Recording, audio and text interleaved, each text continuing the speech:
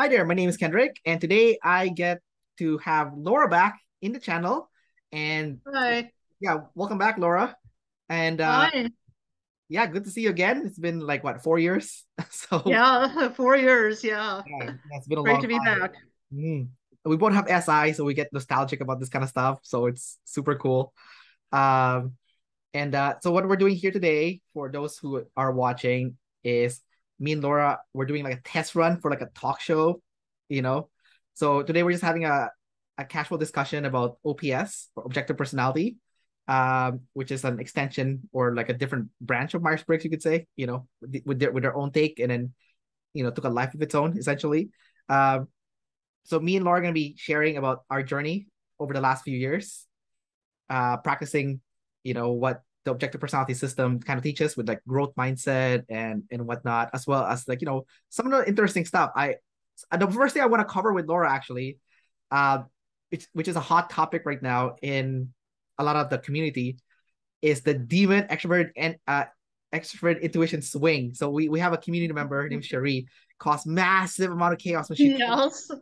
insane. And I I fell for it. I thought it was real. I mean, She got me going for like an hour thinking she was actually yeah, like I I was, know. I um, yeah, because I don't know. Is this like compared to me, she does seem a bit more chaotic. And like when you have the sleep blast play, I mean, some of those people do kind of crazy things. yeah, I think it's like self-amusement, It is, yeah. and then she has masculine extrovert intuition. I Um, mean, playing chaos, yeah. yeah, so it's like, um, yeah, it's definitely crazy when that swing occurs. So, yours is feminine extrovert intuition, so I don't know what it's gonna look like. But maybe you can share a little bit. So, what does your feminine extrovert intuition swing looks like, and how does it affect the tribe? Um, yeah, so go for it. Well, I think it's just like you're reluctant to make a guess because you just don't know, and you're not really solid on possibilities or which possibilities are more likely. I don't know. It seems like masculine extroverted intuition, I guess they maybe are more likely to settle on a possibility or see this one as more right, whereas it's like, oh, it could be this, it could be that, or sometimes I may not see a possibility and then I gotta go to the tribe to try to get some end possibilities.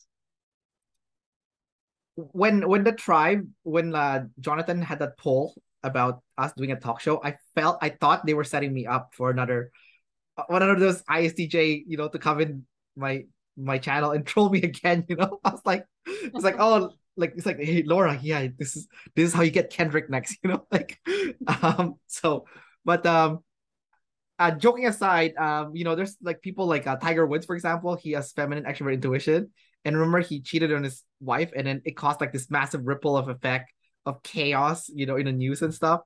So, and then obviously, like one of the horrible things right now is Vladimir Putin, extrovert intuition also. So it's like, what the heck's going on with like the IJs, and like that swing is just insane. It's like you guys have the when your swing does happen, it is insane. It's like the ENFPs who are typically chaotic. We guys have nothing on you guys. Like in terms Oh, of us. okay. See, I don't know if I have a dramatic swing like that. I mean, or if I do, maybe I'm not aware so much how it's impacting the tribe. I guess I'm aware that maybe I annoy the tribe because of demon any like but I think it's more like I'm pushing them for the sensory, give me the S, or I don't see any, and they see the N and they see the NE. So I suppose I annoy them that way. But I don't know. I can't imagine, like like what Tiger Woods did, like cheating and stuff. I just don't. Well, if I were See to make myself being prone to that. if I were to make a guess, because like you're Yeah, consumed. you do the guessing. I'm just gonna. Sure. Yeah, because like you're consumed last, so it's also NF. So I guess you're not aware of like the vibe that's going on in the like around you and stuff. Like you don't take it in. And it's also consumed, so it's like external self-awareness. So it's like how you come across to the tribe. So maybe something is happening, you're just not aware that it's happening.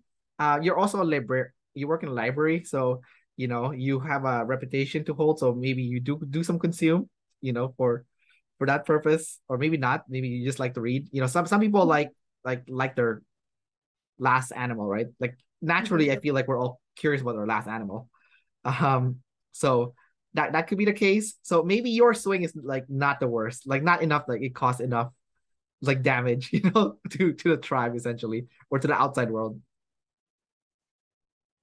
Yeah, I mean, I think sometimes it might be more damage to myself because it's like I'm not following my heart all the time. I'm following my head more than my heart. I'm following, well, it I mean, like I wasted a couple years of my life in a biochemistry program in grad school, and it didn't suit me. And I did it for the wrong reasons. I did it because, well, if I get a PhD degree, people will think I'm super smart and I'll have this really good job. But you to succeed in grad school, it's a little different than just regular college. You are intensely focused on this one, project, very narrow area. You got to do heavy consume. It's very, very just self-directed, and unless you're really into it, it's going to be hard to succeed. And that's what I found out is for the first time in my life, I really struggled in school, like I barely was passing my classes, and my advisor was just annoyed at me because I kept bugging him with questions. Well, how do I do this and how do I do that? And Well, you're trying to consume by play using play. You have savior play, so it makes. yeah. Well, and I mean the thing is, it's like they had, you know, like they gave us all these journal articles to read, and it was like trying to read, a dictionary. You don't know a term, so you look up the term, but then that term describes words you don't know. So it's like a chain. You got to go here, here, here, here, and I'm like, this is not. It just didn't feel straightforward to me. It's like all this stuff I'm not familiar with thrown at me, just figure it out. Something doesn't work right. We'll just try this, try that, troubleshoot. And I'm like, I don't want to waste my time doing something if I don't even know if it's going to work or not. Right. So yeah. I think my SI swing is not the same as like a traditional ENFP's SI swing, because like I have ST savior. I have SIT as a savior, right? You watched on my explainer video. You're like, yep, no, you definitely have blast as a savior. Um, and so it's not like it comes in a demon swing and people are like, you're so controlling. I'm like, I'm already kind of controlling by default. So when my friends come over, I'm always telling them where to sit, like where to put their shoes in and stuff. So I'm already doing it by default. So it's not like it's weird. It's like it's not coming from a swing. I think it's coming more from a swing from like the SF sleep, where like I'm setting boundaries with the tribe, and that like shocks them. They're like, "What? I thought we were friends," And I'm like, "I don't like you anymore," because it's like FI, right? So like when I finally Yeah. went inside and I have like thinking about like what I value, and I'm like, "Oh, I don't value this person," screw this person. They're out, cut, and then they're shocked, right? So that's kind of like how I don't know if that's controlling, but it's more like I cause um tribe problems, So Okay. um Yeah. yeah. And I So guess I have a little bit of that, but probably not as dramatic as you because I've got it. I've got that animal third. yeah, So yes. We'll talk about that in a bit because we're both MFs, right? We're both MFers. Um, and and so we both have double masculine sleep, so it's like super aggressive, right? With like that sleep. Uh But I want to go back. Let's go finish consume and we'll go back to Okay. we'll go to the sleep next. Uh, And I think that's what I like about our sexual modalities is it's like the same, so it's easier to kind of compare. There's gonna be mhm. lots of similarities. Um, so let's talk about consume. The last part of it. So I have demon consume like you, except I'm an ENFP, so I do gather by default. It's just like I don't consume what I gather. I'll talk. I mean, I'm reluctant to consume what I gather. I'll talk about that in a second. Okay. Um, but let's talk about you first in terms of your NF consume journey since getting officially typed in 2019. You now you since then you were aware that you have NF consume as your biggest problem in your life essentially because it's fourth. What does that look like now for you? Like, have you taken the chance to practice NF consume over this year since you finally learned, like you were diagnosed, like, oh, you're this person that Yeah. doesn't, you know? So what have you Uh, done that you've well, yes, but probably not enough. Um, one thing that I'm trying to do more is just have the mindset where it's okay to just to guess. Um, you know, because I remember when I got my type and I got an audio from Dave, he said, "Well, act like you have like 10 guesses, and it doesn't have to be the right guess the first time." So, and sometimes people aren't going to explicitly tell you with ST that there's a lot of different ways of communicating. Um, so yeah, I've kind of learned that people aren't always going to be ST clear, but still it's not always easy because sometimes I don't always get the message because I'm not always reading between the lines, or I try to read between the lines, but I interpret it wrong. Um, it's like with people's vibes. It's like because I think I'm sensitive to vibes. I can sense when something is off or makes me uncomfortable, but I think sometimes I don't interpret it right. It's like, well, they might be mad at me, and they're not mad at me. They're just kind of stressed out. That might be an example. maybe you're double deciding, so your double deciding senses is like tingling, kind of like Spider-Man. So you know something's off, but then your guess of why something's off is wrong. I think that does I that make think sense? so. Yeah, Yeah, maybe. yeah. What about taking in new information for self? Like, have you gotten a chance to practice that? Like consuming things that you actually want to consume just for yourself, that you find Mhm. meaningful or enjoyable. Well, I mean, obviously, like objective personality, and then I also um, study the Enneagram, and I've really tried to make a commitment to get serious about becoming fluent in Spanish. It's a personal goal of mine, Nice. and I've been, committed, like, on average it's about 15 to 30 minutes a day. Some days it's more and some days I might skip, I've really been trying to be serious about it. um, I've been going to meetups where I can practice conversational Spanish, watch videos in Spanish, improve my vocabulary. So I think that's how I'm consuming for myself, is just doing that and committing to it. And do you find it enjoyable? Like when you're I, I do, yes. Yes. Now at first, I'll be honest and say I kind of did it more for, an ST pragmatic kind of reason. It was sort of like, well, if I'm a fluent in a second language, or at least conversational in a second language, I can improve my marketability in my workplace. Because a lot of jobs, they want, it's a big plus if you have that second language skill. And I work in a library where I deal with a lot of customers that speak Spanish. So I was kind of doing it more for that reason at first, but now it's like, this is fun. It's kind of become a hobby of mine. right. Well, that's cool that you found something that you enjoy, even though at the front end it was for a more practical purpose. So um I think it also levels up your DI a little bit because like like the joke is like most Americans only speak one language, and then if you go to like Europe or something or like other countries, most people speak two or more language. So Hmm. you already stand out from like the norm of like the stereotype with Americans only knowing one language. Too. That's already like huge, like a huge difference, right? Hmm.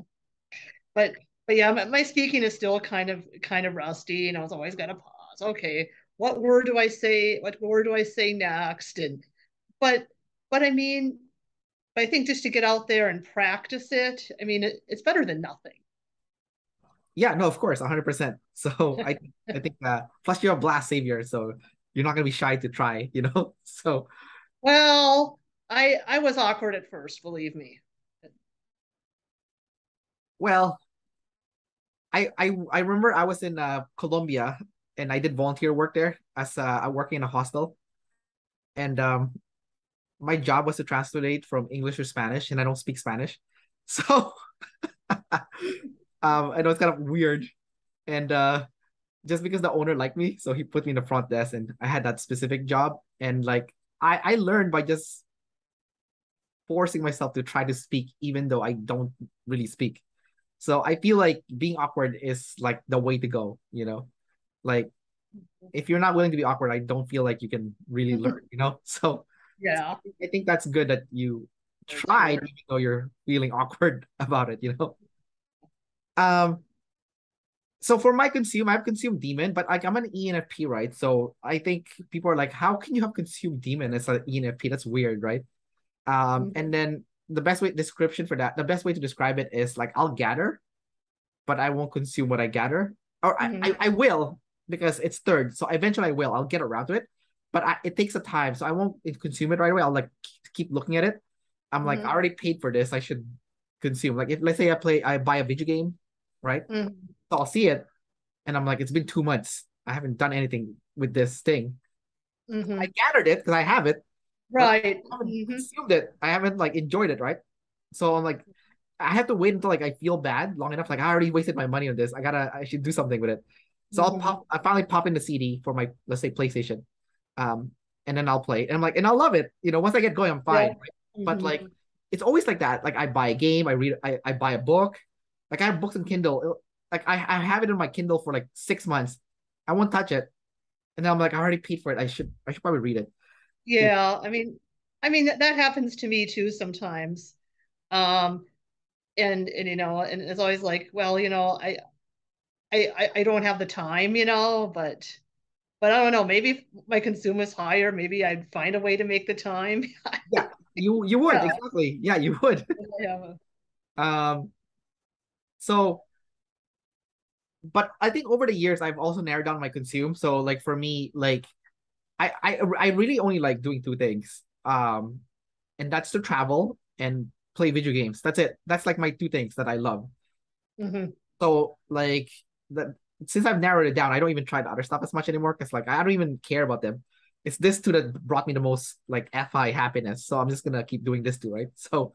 Um so I think as someone with demon consume, it's like a smaller box of what Yeah. I want to consume, but I want to consume the hell out of like this smaller.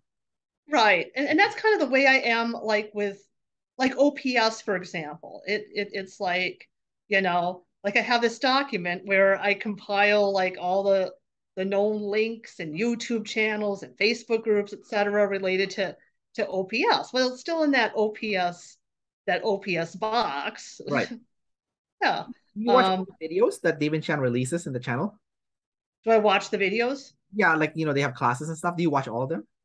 Yeah, I've watched all the classes. Okay, so yeah, so that is your consume then. Like it's narrow. Yeah, I've watched them all. Yeah. Yeah, exactly. There you go. Okay, so Yeah. I think that's a good thing to learn from like people who's like watching this. Like even people with demon consume will consume the hell out of stuff, even if it's just like a smaller Yeah. box. Yeah, in their, essentially. in their if it's in their box.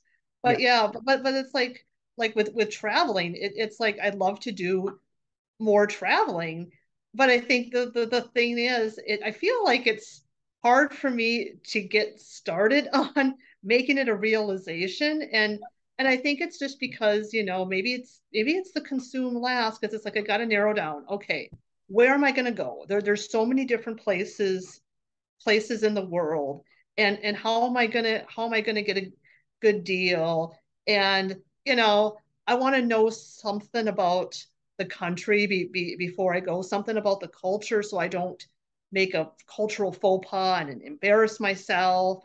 Yeah. And I'd probably be going, I don't have like family or friends I could travel with, so I'd be on my own. But then it's like I don't know if I want to go all alone, so I probably join a tour group. So which one do you join? And and then there's like all these logistical things too to take care of, like get off of work, and do I have enough money? And so Yeah. Last time we spoke, you were talking about wanting to go to. that's like another goal of mine, is to kind of make that a realization. And I like to travel to another country, um you know by next year. That's sort of like a, Okay, it's good. or maybe in 2024, maybe 2024 Okay, that's a good deadline to have. 2024 goal. But it's like, Yeah. well, Well, last time we spoke, like 4 years ago, you were interested in going on a cruise, and I guess it never yeah, never happened. it never happened. Well, there's COVID. Oh, COVID. Yeah, Okay. no, of course, I get it. Yeah, Yeah, COVID. That's a good yeah, excuse. That's the only time you get a pass, Laura, because COVID. COVID is that's legit. Okay, that's legit. No, but Yeah. I mean, yeah, that's still something I want to do. And it's like I realized, there's things like that I haven't realized. And so it's kind of like that is something that I want to kind of do, is go somewhere, you know, take a trip, like a week or two, just for myself. Where do you want to go? Um, now I'm thinking Costa Rica, or maybe a cruise to Alaska. Or I know it's expensive, but maybe Iceland. Okay. I mean, That's kind of, I'm looking at thinking about those places. Costa Rica is full of Americans, so when you go there, you'll feel like you're in US. yeah, yeah. And I mean, like I said, I know some Spanish, so Oh, yeah, perfect. Perfect. I know enough to get by, to ask where the bathroom is, order something from the menu. Yeah, but everyone speaks English there. Like when I went there, I'm like, this is US. Like this is not a Spanish. Yeah. Well, I wonder if it depends on which part you go, or That's is it? true. Yeah, I went to the capital, so I'm like, okay. I'm like, Yeah, yeah. So maybe there's more tourists there. it was But I if want to go and everyone was like, America. I was in the airport. I'm like, this is just US. Like, okay. yeah, like they take US dollars and everyone speaks English. I'm like, okay, well, Okay. you know, um, Iceland sounds more adventurous in my opinion because like, Yeah, yeah. That's what I was thinking, but I kind of. yeah, it's like the safest country in the world too. I heard like you can leave your Yeah, car. I've heard that too, and yeah, That's yeah. perfect for you as So an IJ. It's a that's country with that's a huge true, amount of and chaos. but like I follow a couple Instagram feeds on it, and it's just like gorgeous, with all the Yeah, waterfalls, and they just got so many different kinds of scenery, like the mountains, the waterfalls, the yeah, northern lights. I mean, yeah, yeah. You can't go wrong. depending on when in the year you go, and I think people know how to speak English too in Iceland, so it's Yeah, not like you have to learn Icelandic. yeah. I think you'll be okay. I think so. I think the only Yeah, bad thing is it's super expensive there, but but I that's don't think it's exactly cheap. That's the yeah. that's the drawback. Yeah. So yeah. I heard the flights are really cheap, but like Mhm. it's like a trick, right? It's like going to Hawaii. You know, the flights to Hawaii are cheap, but once you're there, it's like you go broke because everything's so expensive. Yeah. All right. So in Costa Rica, were things kind of more on the cheap end or the expensive end? It's like US prices. I mean, Okay. So, like so yeah, it's like you wouldn't. I mean, it used to be cheap until all the Americans went there, and now it's like just American prices. mhm. So, yeah. Let's go to the next one. Let's talk about before we go to SF sleep. Let's talk about the social needs because I think that's like the Okay. hot topic in the community right now. Okay. Yeah. So what do you think is your social need like type, like Okay. number from 1 to 4? Um, I'm pretty confused about it, honestly, because I feel like I don't fit neatly into any of them. Yeah. I'm guessing I'm a 3, but maybe I'm just going with the anecdotes. Like that kind of fits IJ because you work hard and you get your 401k and you got stability. But but then they talk about how that's specialization and flexing. And yeah, I mean, I would like to specialize. I like to kind of become like an expert in something, but then I feel like sometimes I feel like I'm not that specialized. Sometimes I feel like I'm forced to do the opposite end of the coin where I got to be responsible for all these things like like in the library we have these new technologies that we've got to learn. We got to learn this new software. We got to be up on all the best selling titles that come in. So it's like I feel like I'm forced to take in all this outer stuff, even though I don't really want to. But if I do that, then I'm seen as great at my job, and I got immunity kind of from, well, they're not gonna fire me if I'm proved to be an indispensable employee. Maybe you're a 4, you know? Okay. Well, but the thing is with 4, when they talk about all this stuff about friends and stuff, I'm not quite sure I relate. I mean, yeah, I'm savior DE, but it's like when I go to my job, I just want to like do my job. I'm not there really to socialize or hang Yeah. out. Yeah, but that's your job. Like, what about outside your work? Are you like friendly with people and you want to like have friends and stuff, or do you keep in touch with old friends and family and stuff? Uh, yes and no. I mean, my social life is primarily um Facebook. Okay. Like chatting with people, with chatting with people on Facebook. Um,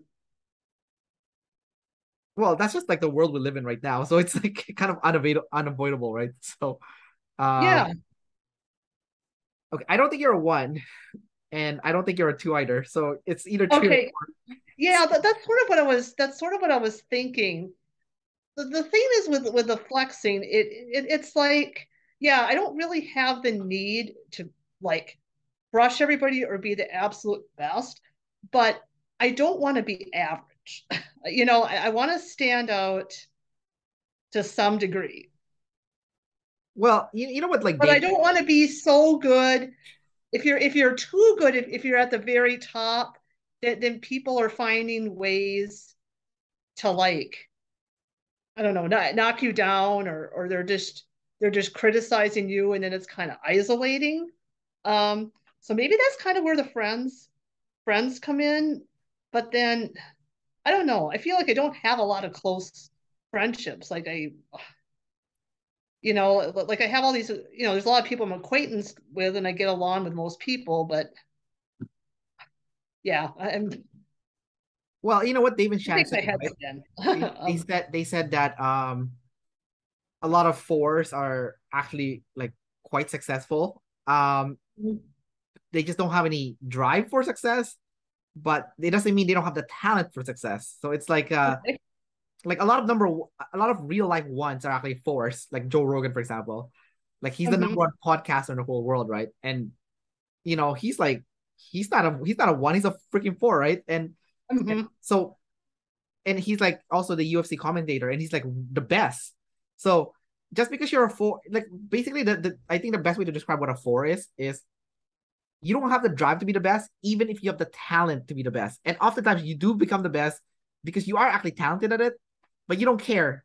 You don't care because like um building friendship and social connections is more important to you than that being the top person essentially. So because if you were a 3, that means automatically your second social type would be 1, right? You'd be a 3-1, right? Because like that's the way they Well, they say that flexing is second, and that's where I get confused because I feel like I don't really fit.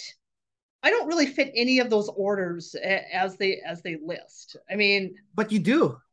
You fit okay. as a 4. You fit as Oh, okay, 4-3. because you're pretty okay. Yeah. Yeah, I just didn't know. I just didn't think I had friends at the very top because there's a lot of times in my life where I'm not. That's not what I'm focusing on. I'm focusing on like doing my work or my projects. Yeah. But then so I thought, well, maybe I'm specialization first, but not flexing. But then it's like I have to be flexing second, and it didn't know if that didn't That I think seem right. that's the cross check that I think is Okay. the one that gave you away. It's like Okay. I've never seen you brag, never seen you show off. Like you just don't seem to care about it, and that means you have two as your third, which is responsibility, and Hmm. I do see you taking responsibility. So you know Yeah, and I think I've kind of learned to take. I think I've kind of learned to take more responsibility over time because I used to be one of these people where it's like, okay, I just want to, you know, you know, just go to work, get my paycheck, go home, and now it's kind of more like I'm kind of more interested in like the larger scope of things, but I think when I was younger, I wasn't. It was like, okay, it's not my job. I'm Well, I mean, it's kind of like your animals, right? You kind of go in order. So like when you're young, you're only using your ST blast and your NT play, right? And then you got older and you're like, oh crap, I gotta use this SF sleep. And then you get Mhm. even older and now you're using your NF consume. So I think it's like kind of like that. So it's like you were like number one at first, probably close with your family when you're younger. I don't know about now, but like, and then you become a two, focus on your job, your career, but like only for like what they're paying you for. Outside of that, like middle finger, screw you out, and then Well, it's kind of like at my job, I'll work hard when I'm there, but then when I go home, I don't want to have to think about that. I want to just do what I want to do, the rest of the day. right. But then over time, the two kicked in, and now you have responsibility too, right? So I feel like you're just following the gam Okay. following the So, gambit. so do I become like a one like late in life where I'm like I'm gonna kick everybody's ass and I mean, I don't know. I don't have an answer for that. I feel like what happens is like the force that end up becoming ones is like they were like in the right place at the right time where their talent just happened to match um a place where there is like some kind of competitive nature to it, or you saw that class where they have like Big Ramy, right, the Egyptian guy, you know mhm. like he's like he won Mr. Olympia, but he never wanted to win. He just wanted to hug the other dudes, right? So like but it's like he was in the right place at the right time, right? Like he's Mhm. naturally gifted physique wise, so he looks the part and he competes, and eventually if you compete long enough you'll win, right? So especially if you have the natural talent for it. So unless you're like in a place in an arena where your natural talent just so happens to be in a competitive space, or like you're being seen in like a public eye, like say movies or whatever, then I don't think you're gonna get to number one. But you can definitely like carve out a little box where you're kind of competitive, like let's say like board games or something, Mhm. like in that one arena you can kick everyone's ass, but like I don't see you like branching out of that per se. Yeah. So that's what I think for you specifically. I think I see you as a four. I don't see you as a three. Just because I Okay. don't because of the lack of the flex, essentially. Okay. Yeah.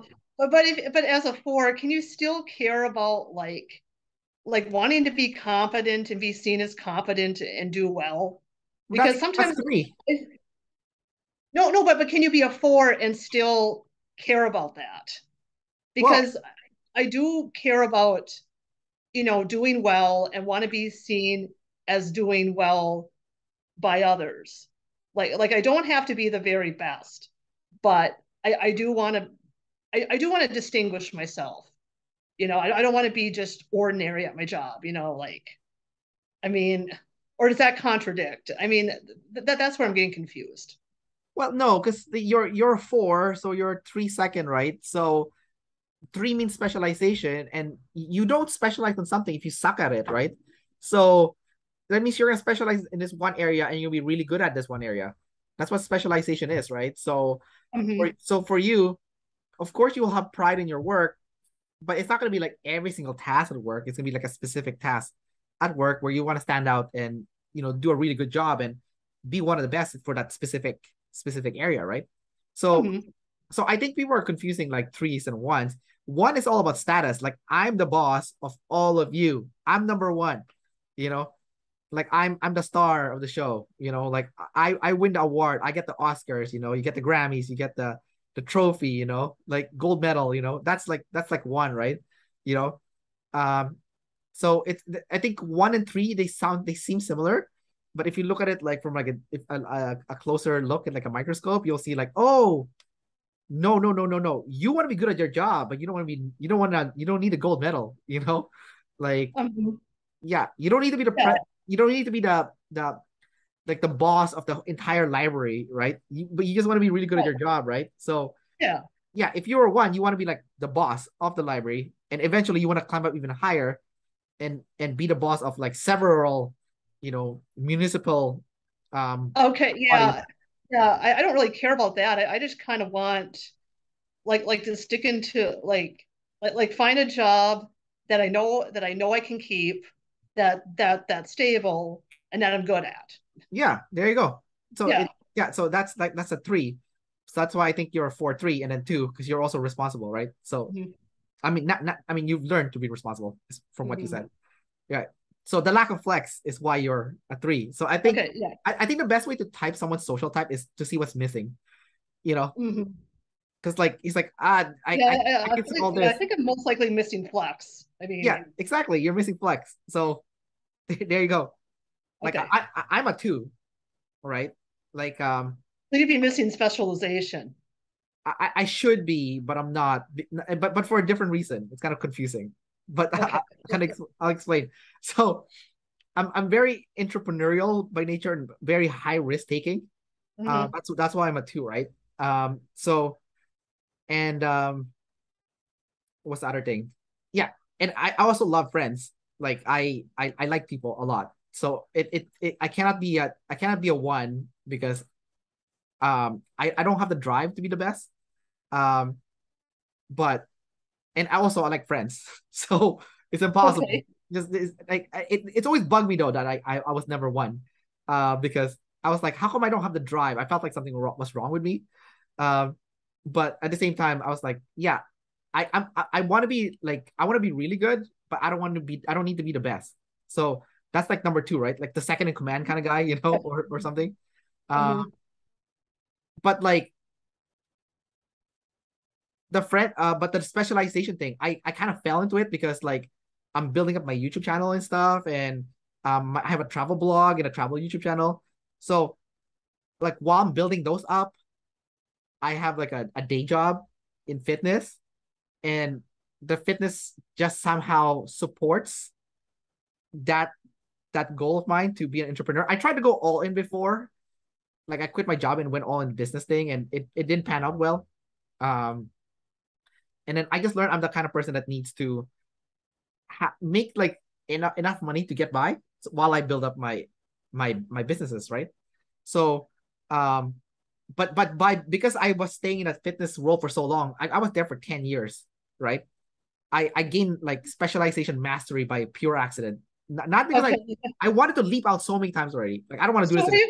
did you feel like you're kind of forced to specialize?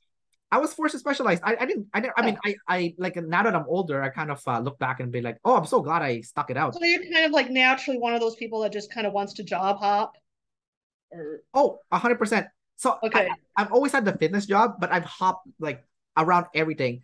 And Okay. I'm not like you. I have zero fear of like not having a job. Okay. So that's like one of my biggest fears. And it's like, and I think that's another thing too about like why I want to, just stay in this job as long as I can tolerate it enough and I'm good enough at it is because, you know, like job hunting. And I mean, okay, maybe this is a sign that I'm flex last because it's like all this self promotion. Oh, here's my resume. Look at how great and awesome I am. And I can do all these things. And I'm like, you know, I don't want to have to do that, just just hire me and I'll just quietly work hard and let that speak for itself, you Right. know? So, and so I just want a stable job so I don't have to keep doing that all the time, you Right. know? Like they just trust me. They just know I'm good, you know, and I can, I mean, Yeah. Yeah. I get what you're saying. I can't relate because I don't have that fear. Like for me, and I don't like to be, I mean, this is almost decidery sounding, but I don't like to be rejected either. Like you go in and you apply for this job, you try to perfect your resume and your interview and they still reject you. And it's, I think because I'm a two, I have the responsibility thing. So I feel like rejection is just part of the deal. Like I don't feel good at getting rejected, but at the same time, I also accept that it's just part of the deal. So Mhm. um I feel like it's like part of growing is like learning to toughen your skin, and Mhm. only rejection can teach you that. So Yeah. and it's not like I'm self-promoting when I get like job interviews. Like for example, I have a new job, by the way. I work as a recruiter now. So that's my new like 9 to 5 job is recruiter. My fitness thing is just like twice a week now. It's just for fun. Uh, I'm just doing some stuff that I like. But like, um, so I have no recruitment experience. I didn't even go to school for like HR or anything. Like, but I got a job as a recruiter somehow. And I think for me, it's just like I had this like I had this ridiculous belief that I'm just likable enough that I know if I got into an interview with someone that they would hire me because I'm so likable. So that's kind of like my little arrogance there. I don't know. Maybe that's just the NF consume thing that I'm missing because I guess I don't trust enough in that. Yeah, I feel like, okay, I got to go into the interview. I got to have the skills. I got to have the proof that I possess those skills. Like, yeah. okay, here's my degree. Here's some courses I've taken. Here's some workshops I've taken. Here are the concrete results I've gotten. And if you don't believe me, here are my references. You can contact the you know, Oh, so it's very ST, like the yeah, yes, yes. And and I think and it took me quite a while, but I think, you know, and I mean, believe it or not, the library field is actually a very competitive field no, for I jobs. believe it. I believe it. I believe it. Well, because the benefits are really good Yeah. for one thing. And I think people have a myth too that being a librarian is like a super easy job. You sit and read all day, and that's far from the truth. I think especially in a public library, because public libraries, I mean, they can be pretty, they're actually can be pretty noisy. It's not the way it used to be 100 years ago, and Yeah. they're chaotic and I mean, but but yeah, I mean, I interviewed for dozens of jobs before I finally got like a proper regular job because I was just doing a bunch of on call. And even this job that I finally got, it's still just part time, but at least it's got some regular hours, a regular schedule where I can establish myself and um but I still do some on call work on the side. And it took me a really long time to just get to that point.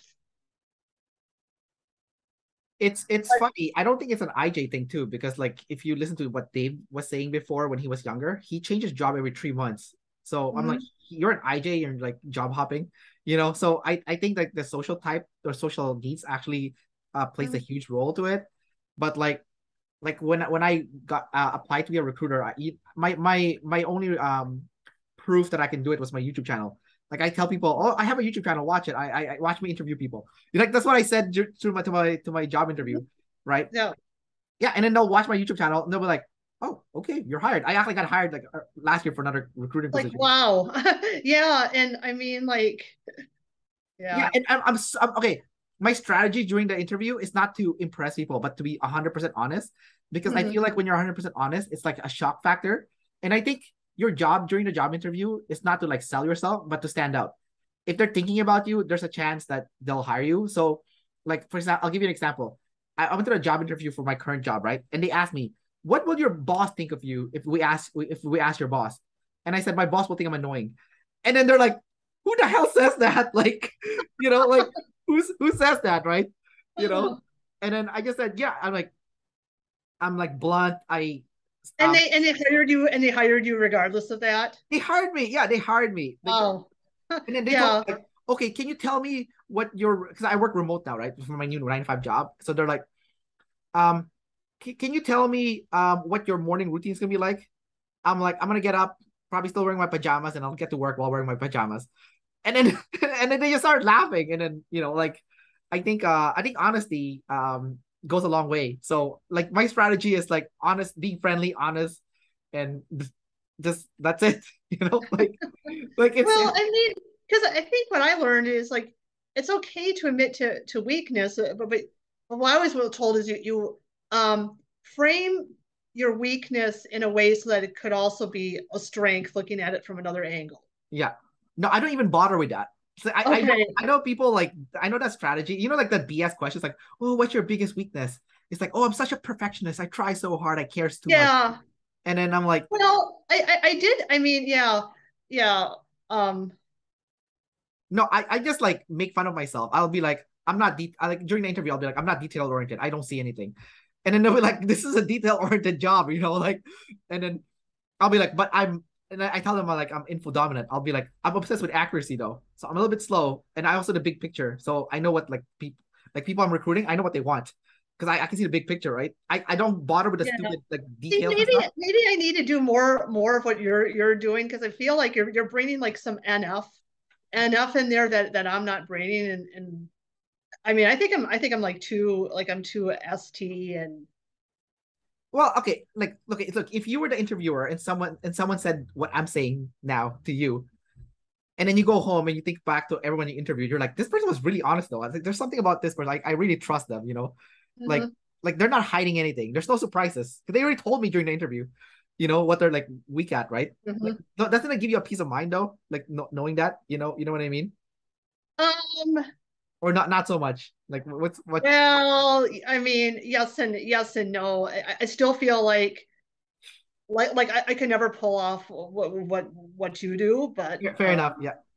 but I mean, I guess I could loosen up a little bit and say, just see it like an adventure. It's more about being personal. You don't have to get all the little ST dot lines crossed and I's dotted.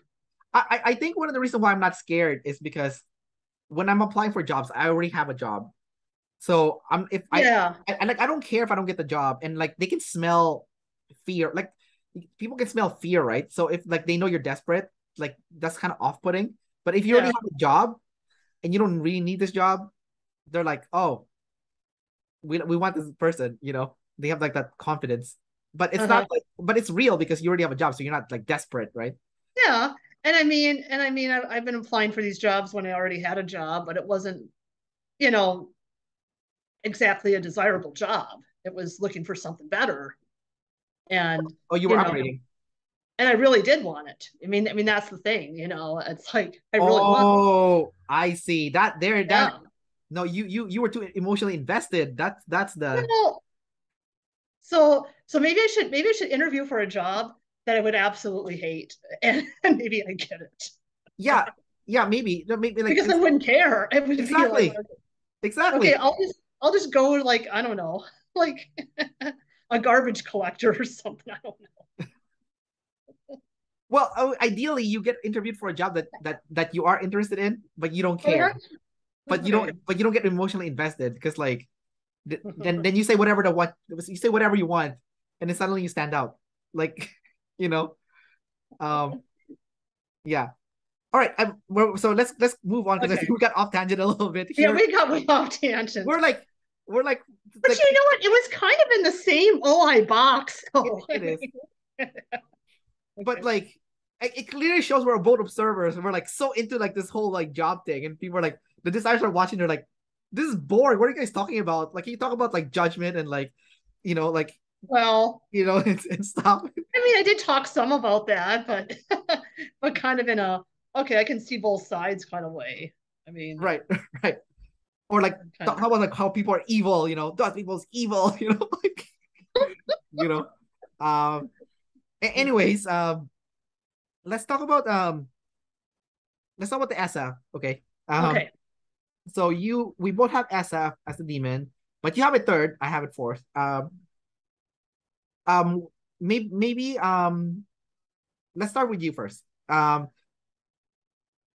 What are you doing with your SF to kind of top it up a little bit? Because you have it as third, so clearly you're using it already, right?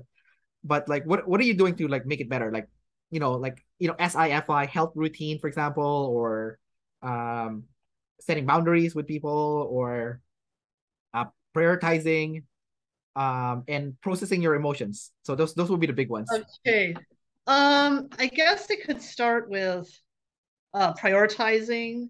Like I mentioned before, um, one important goal that I have right now is Spanish. So I'm trying to make some time each day to um to to to, to practice. And I think with exercising too, I'm trying to do that as well, trying to keep a regular routine. And I, have a spreadsheet and, Of like course like you this do. day. Well, wait. I don't have a spreadsheet for everything. Sure. Oh, I actually don't. I actually don't track my budget in a spreadsheet. I just log into my bank account, when I think of it, and I'm like, okay, you have this much money. Okay. I still have money. But my father, like he'll log everything, like he'll log every expense he makes. Yeah, So I don't do that. But like for my workout, I do because I want to see what kind of progress I'm making. So it's like, okay, I'm doing strength training, I'm doing this exercise. I'm able to do more reps than I used to be able to do. Or I can do the same number of reps at a higher rate. So kind of by logging those things, I can kind of keep track. Oh yeah, I'm improving. I can I can jog now for 10 minutes without stopping, whereas I used to be totally out of breath at 30 seconds. It's little things like that. I mean, so yeah, make it a priority to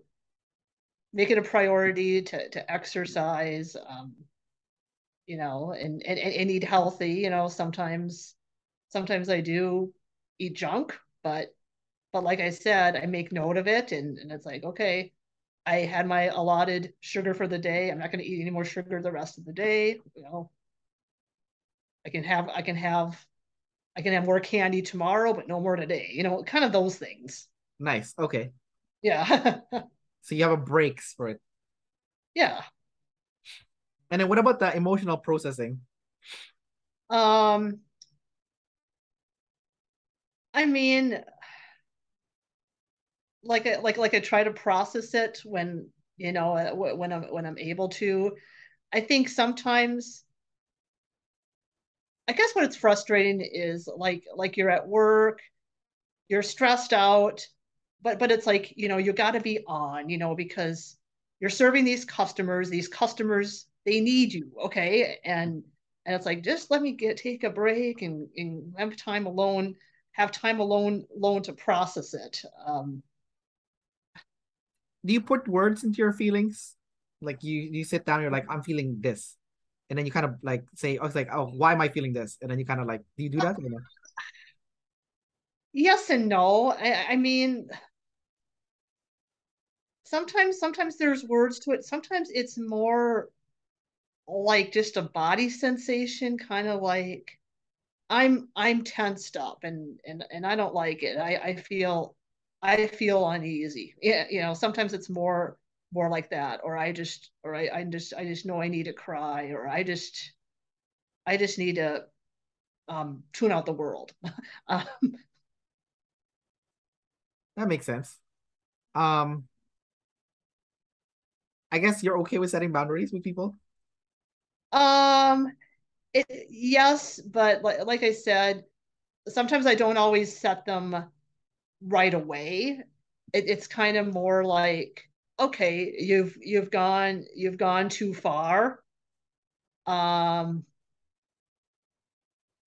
so now I'll need to be able to set it, or sometimes it's just because you don't know that they're going to violate a boundary of yours. It's like, you're interacting with a customer at work, and then all of a sudden they're just being really unreasonably rude and demanding, or some teenager is just like they're just like damaging property, for example, and they're totally disrespecting the space. and they're like eating Cheetos at the keyboard, and they got the orange stuff on the keyboard, and it's like then you gotta assert boundaries and like, okay, nope, nope, nope, that's not okay.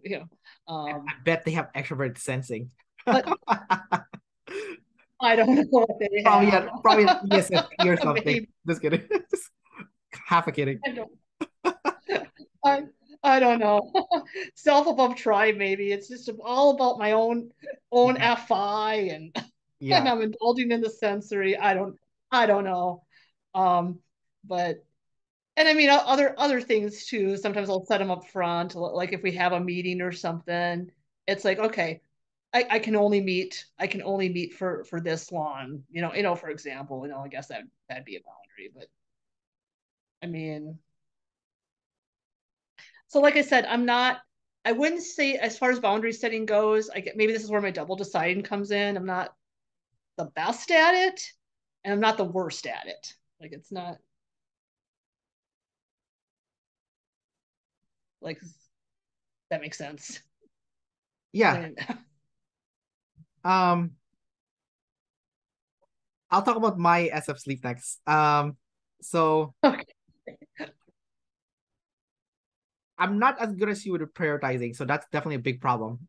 Like even when I got my audios from Dave and Shannon a long time ago, they're like, yeah, prioritizing is they're like you have SF sleep class, but you have 50% use of it. Looks like the emotional processing I can do, but Uh-huh. like the prioritizing apparently was awful. And then also the SF side, like being cool and popular. I was like, I figured that out when I was in college, but I lost it. Like I had a phase in college where I was like I got like really fit. I was dressing really nice and stuff. Well, the thing is, it's like I feel like the SF popularity is more SEFy. And I mean, they're both extroverted, they're focused outward, whereas SIFI is more inward. So would SIFI in itself even care about popularity? It'd be more like these are the the personal sensory things I like, and it's specific, it's narrowed down, and Yeah, yes and no, because I think if you have SF inside, I think there is like a part of you might not want to admit it that you want to be popular, that you want to be cool. okay, Like like if, okay. if if someone were to compliment you and say, "Oh, you're really cool," like you might be like, "Oh, thanks." Like it's like, like I feel like it like whatever your sleep animal is like the kind of compliment that you want to receive from people, or like the kind of things that you want to talk about. Like like I remember I had an interview with like the two ICJs, Sherry and Jamie, and then Mhm. they're talking about like SF, like they're like, oh yeah, you're wearing cardigan. That's like such an NT thing to wear. And I thought it was like really funny because it's like talking about like SF stuff. Um, but anyways, like yeah, I mean like if you look at like I don't know, like a lot of ENFPs, for example, they're like popular culture, right? And a lot of ISTJs too. So like clearly there's a part of those individuals that want the popularity, right? So I think SF is important for us, whether we want to admit it or not. It is, it's a matter of like just taking ownership of it. Like I'm a two, right? So for me, I'm like, yeah, totally own it. Like I totally own that I want to be popular and I want to be cool. Like it's there. I'm gonna take ownership of it. But I'm messing up right now because I'm too much using NT too much because I'm double activated NT, right? So Okay.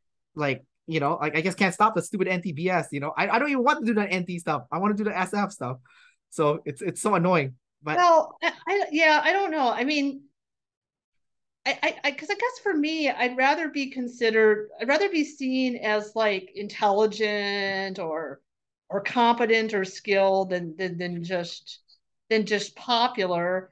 But I mean, I guess I still want to be kind of cool, but I don't know. I feel like I'm not doing it in the stereotypical SF way. Like I don't really follow fashion, and I don't really focus all that much on my physical appearance. As long as I look presentable, I'm good. I just don't, I guess I just don't want to bother spending a lot of time like trying to put on makeup and follow the latest fashion when it's just gonna change in a couple months anyway, and then you got to buy all new. It's like, I mean, I think I mean, like I do want people to like me. I mean, that's important. I mean, and I want to be able to get along with the people that I encounter, and I guess have harmonious relationships. I mean, I don't know, maybe that's just a friends thing in the social order. I don't know. I mean it could be I mean because like if you look at like let's say the ESFPs for example, right? So they have SEFI consume, so their external self-awareness or external self-image is what's cool and popular, right? So like that's why so many ESFPs are good looking, right? So and then they're like usually the cool kids, back in high school or college or whatever, right? Um so yeah, you're I think you're on point in the sense that yes, it is sleep, so it's like what matters to us, but you could be popular for things that's not image related, like you're popular in a group, for example, for the person that organized like all the links and stuff, right? So you're But still like for OPS, like I kind of yeah. carved out a niche, I think, because I'm kind of the organizer, and I'm like I and I'm think like kind of like the token yes, ISTJ, you are. and You are the tokenized I'm agent. cool for it's sort of like I'm cool for not being very cool, and it kind of makes me cool because I just like Yeah, I'm able to have a sense of humor and kind of joke about it, and I yeah, and you're mean, super funny too. Like I remember you made this one comment once. You're like, you know, it's like not all FMs are sexy bitches, right? And then like everyone's like laughing their ass off, right? Like, so it's and like, I mean, so I guess okay, I guess maybe that's sort of a way where I try to be cool is as I kind of want to like have like make a joke and have people laugh at it. I yeah, mean, maybe that's sort of it comes out. Maybe it's not so much in how I dress. yeah. It's more in a different way, or I or think like I have this knowledge or something, and I'm gonna help you with it, and you listen to my blast. I think part of it too though is like it's like when people get to know you, for example, and they got to know like the real you, they're like, oh, you're a really cool person. And then like it's like or like you're a really likable person. And I think that like means a lot to us, with like that SF sleep, right? It's like maybe not on the first glance or first interaction, but like the more they get to know us as a person, they're like, wow, this person's really likable, right? So it's like I think that's part of the SF sleep, or SF part of the SF sleep, I mean. Anyways, I'm gonna move this on a little bit, just Okay, like sure. for the sake All of right. time. um, Okay, yeah. so so for me, yeah, I said prioritizing and SF are the two things I have trouble with. I working on them right now, obviously. The health stuff, so the sleep last, oh my god, my biggest problem is sleeping. I have like the worst sleep. Like even if you sleep 8 hours, I can't sleep, right? Like I wake up feeling like death. So I did my 23andMe DNA test and actually said I had like bad sleep. And then and I watched an interview with Dana White, and then he said that like he did a blood work. He had 10 years to live. He's like sleep last ENTJ, right? So when I watched it, I freaked out. I'm like, oh my god, am I gonna die too? Because I'm a sleep last.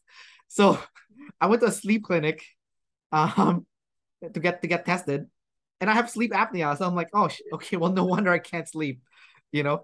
Okay. So and then Oh, like I have to sleep with a CPAP machine on now. Like I don't know if you've heard of yeah. that. Yeah, and Yeah, yeah. it's made a difference. I have Yeah, 60% my brother-in-law has that too. the CPAP machine. Yeah. Yeah, I was surprised how common it is. Like when I went to the sleep clinic, I was like, oh my god, all these young people, they look like death. They have like their eyes are black. Yeah, and he's about your age too. So I mean, he's yeah. Yeah. Um, and then I also got checked by another doctor to check my nose, and apparently I have a block. One of my noses is blocked, so I can't breathe from one of my nose. That's why I can't sleep also. So it's like, oh my God, I didn't even know I have like all these issues. So I'm so glad I got a check. So now I'm on a wait list right now for an operation for my nose. To Unfortunately, it's not a nose job. It's just like to clear off the blockage. But like so yeah, that's how I'm kind of like taking care of the sleep area. Exercise, I work in fitness, so I have an exercise routine, so that's not a problem at all. Nutrition is bad. I eat a lot of bad food, so that I need to work on that. Uh, I used to be better when I was like younger, but like it's been bad as I got older. Um, and then stress relief. Oh, that's a problem. I'm a workaholic. Like I have like 3 jobs at all time. So yeah, I need to chill out. So, Okay, yeah, you're yeah, yeah, you're yeah. hitting all the anecdotes for sleep last. No, I'm like no, like I already knew I was sleep last before they typed me. Like because like when you get typed, you say what type you think you are. I already put I knew I was sleep last. I knew it was like a thing. Because And I thought I had savior sleep. I mean, that was probably the biggest surprise when I got typed was that you don't have savior sleep. You have it, that you're a crackhead. yeah, because I don't feel like a crackhead, like, well, and I mean, I know you can't trust those online tests because it's all self-reporting, but Yeah, I usually score as introvert on the tests. yeah, And maybe because I have double masculine sleep, I so think I so. identify with it more. I That's definitely where it's coming from. Because I always feel like I'm always processing things in my mind, I think you and don't. I'm thinking before I'm Yeah, doing things. that sounds like more like an IJ thing though. Yeah, But yeah, it could just be IJ. But then yeah, once I understood like how OP defines introvert extrovert, it's like, oh yeah, I'm an extrovert. I need to ping off the tribe, and yeah, like the fact that you're bugging your professor for like answers, like so. yeah. Yeah, Well, I mean, even at work too, sometimes it's just easier to just go to somebody that's right there and ask rather than having to go look something up in a manual or um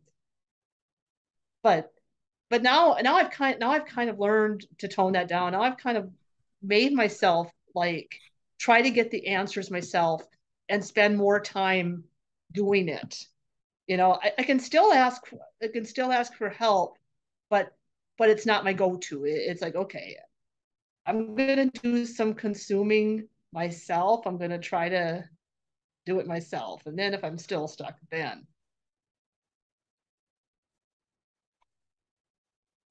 okay, that's.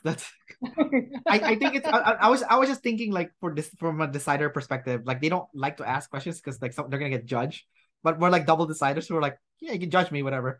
I'm gonna ask the question anyways, So um well, I still don't like being judged though. And I mean there's some people where I kind of hesitate to ask them a question because they kind of their tone is kind of a little condescending, kind of like you should have known that, or I'm annoyed with you. So I've kind of learned, who's safe to ask and who's not.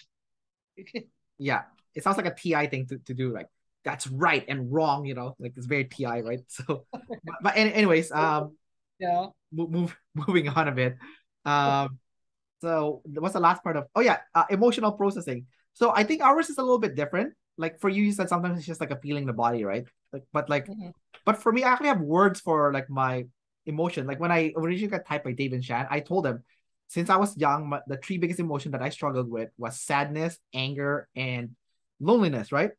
And then right now I was seeing a psychologist for a bit.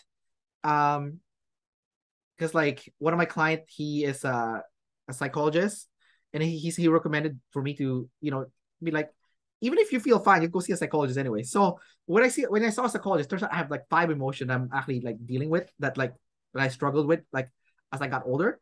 Um, so it was like sadness was first. When I was younger, it was towards like not having my dad, but like as I got older, it's like a conflict between me and my sister. So we're like in bad terms, but I wish we weren't. Um, Anger when I was younger, it was like feeling controlled by my mom because I'm an EP. I don't like being controlled, right? So like, but like as I got older, it switched from being controlled to being disrespected, which is like a DE problem, feeling disrespected. Um, And then it's my fault because I'm not setting boundaries. I got disrespected because I didn't use my sleep to set boundaries. So just take it. I'm like I say, I'm a two. I'm taking responsibility for all these emotions, right? Number three was loneliness when I was like growing up because I didn't have a girlfriend. Now I have one, so it's not a problem. So that's scratching off. Um, Number four was frustration. So I'm most frustrated. I don't have the career I want. Um, so that's like an ongoing thing. Um, and then number five was feeling constrained, you know. Um, but not like feeling like someone's controlling me, but like more like constrained, like I have trouble with like creative expression. So I wish I was more creative. I have more creative expression. So that's kind of like where I'm working on in terms of like the emotional processing. So I narrowed down the exact word for the emotion and then like I work on it. So for example, feeling disrespected, well, I just started setting boundaries. So I scratch off some friends. They're not friends anymore, they're former friends, right? If I'm dealing with someone that's annoying, I just block them off. Especially in the OPS community. Like I like most people, but there's like a few people that is like crazy, no offense. So I just have to like, sorry guys, keep your craziness away from me, you know. So yeah, just working on that the centering boundary thing, just so I don't feel disrespected. Sadness, I think that I have to put that on hold for now. Frustration, that's ongoing. I'm working towards it, so it's gonna take me more time, you know. So yeah, that's kind of like how I'm dealing with the emotional stuff.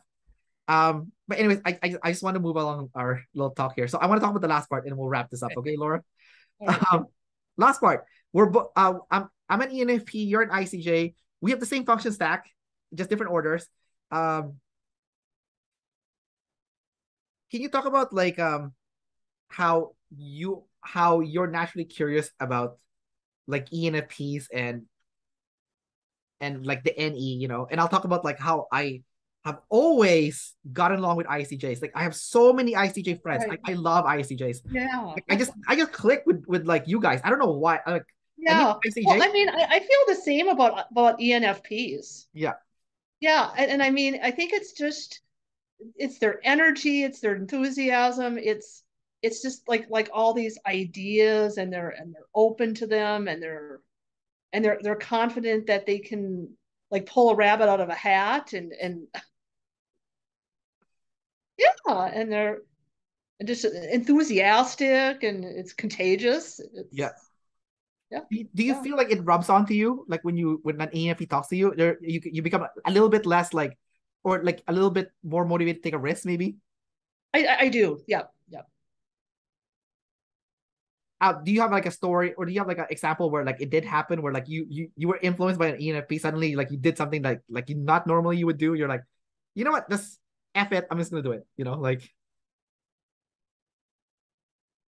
Um, or not yet. well, I, I'm sure it's happened, but I don't have anything that comes to my mind just yet. So, Okay. Yeah. Well, I just want to wrap up our talk by saying like a lot of my close friends growing up were ICJs, and I absolutely like love hanging out with ICJs. Sometimes I get freaked out a little bit because like I have ICJ friends that are police, you know, not that I committed any crime, but you know, like I'm an EP. Like as an EP, the government and police, those are like kind of like bad guys, right? So, um, but it's like I know it's just in my head because I'm an EP, right? So mhm. but yeah, I just like get along with ICJ so well. Like even like when I was working as a personal trainer, I have ICJ clients, and I know they're ICJs because they talk like people I've interviewed, even look like people that I interviewed that are ICJs, you know. So I'm like, um, it's just like a natural gravitation towards like each other, you know, Mhm. So Well, um, I think the ISTJ they got like an inner ENFP that's just yeah, waiting to get out, kind of like really Cherie. Oh, freaking